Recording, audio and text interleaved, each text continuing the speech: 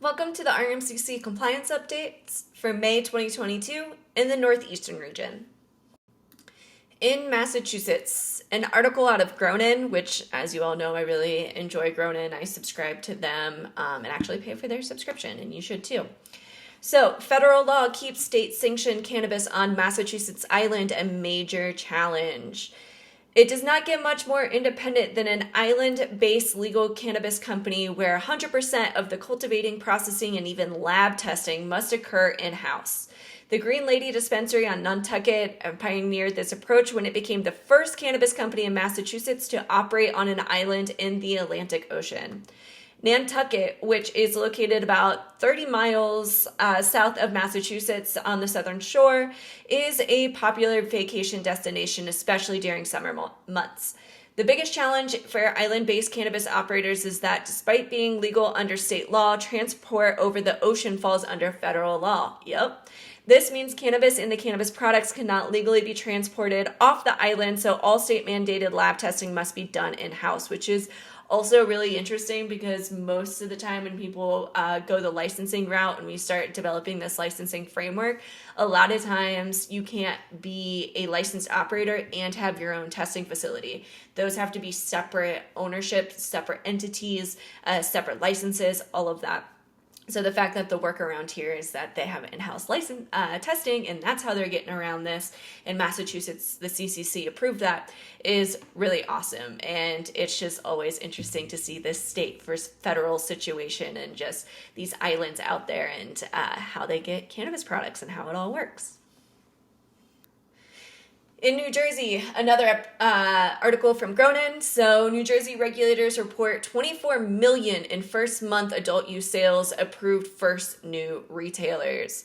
So New Jersey sold 24 million in cannabis in 212,000 sales transactions in its first 30 days of adult use sales. State officials announced in the monthly Cannabis Regulatory Commission meeting yesterday. The CRC also approved the first conditional adult use licenses and 4 more medical dispensaries for adult use sales. Indeed, New Jersey's first month of sales was considered short of Illinois' current monthly sales, which posted at 131.8 million of adult use sales in April after 26 months of adult use operation. Illinois has a population of just over 13 million, while New Jersey has 9.2 million people. The evidence suggests that the Garden State still has much more room for growth. Well, yeah, because New Jersey, there's only a handful of MSOs that have adult use licenses right now, and there's not nearly enough accessibility because there's not enough dispensaries that have opened up yet. Alrighty, moving on over to New York. New York cannabis regulators approved 36 new grow licenses. So the list of hemp farmers approved to cash in on New York's forthcoming adult use cannabis market grew by 36 on May 5th. The state's Cannabis Control Board, CCB, members voted in favor of issuing the conditional adult use cannabis cultivation licenses for the list of 3 dozen farmers during a short meeting Thursday, bringing the total number of approved licenses to 88. The board members approved 52 hemp farmers during their regular meeting on April 14th. Congratulations, New York. Got to get moving with New Jersey far ahead of you. All right. And then my last one coming from Vicente Cedarburg. Rhode Island legalizes cannabis. Key provisions of Rhode Island's Cannabis Act. So let's take a look at this. This is some key insights from Vicente Cedarburg. Of course, highly recommended cannabis attorneys out there. Usually I will funnel people their way all the time. So let's take a look at some high-level things. So the Rhode Island Cannabis Act legalizes the possession of up to 1 ounce of cannabis for personal use by adults 21 and older and establishes an independent Cannabis Control Commission and advisory board responsible for regulating the cultivation, manufacturing, and sale of both medical and adult use marijuana. It also permits existing compassion centers to sell adult use cannabis on or after December 1st, 2022, upon payment of a fee of $125,000.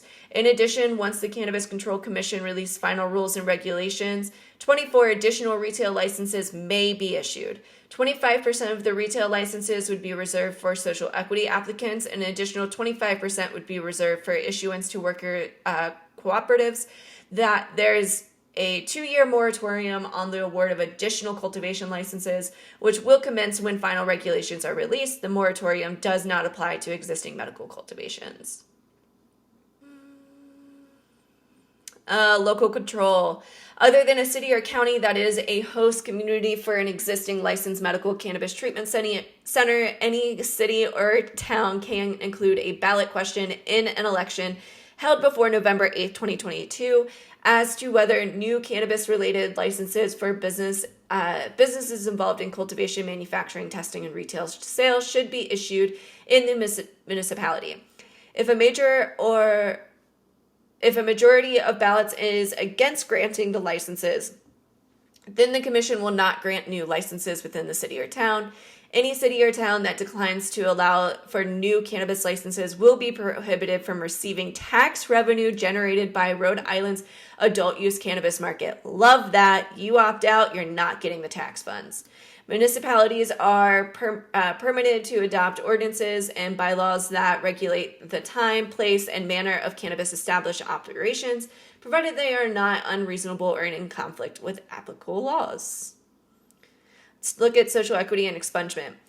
Rhode Island's legislation specifically calls for creating a social equity assistance fund. This fund shall be exclusively used for providing grants to approved social equity applicants to pay for expenses related to the following: establishing and operating a licensed cannabis establishment, implementing and administrating programs for restorative justice, and supporting the waiver and reduction of application and licensing fees for social equity applicants, among other things. The legislation approved by the General Assembly also amends Chapter 12-1.3 of the general laws related to the expungement of criminal records to allow for automatic expungement for any person with a prior civil violation, misdemeanor, or felony conviction for possession only of a cannabis offense that has been decriminalized after the convicted date. All eligible records shall be expunged before July 1st, 2024. Cool. So residency requirements. So a principal place of business in Rhode Island. The majority of businesses, entity 51%, must be owned by a Rhode Island resident, whether the entity is formed as a corporation, limited liability company, limited partnership, or partnership.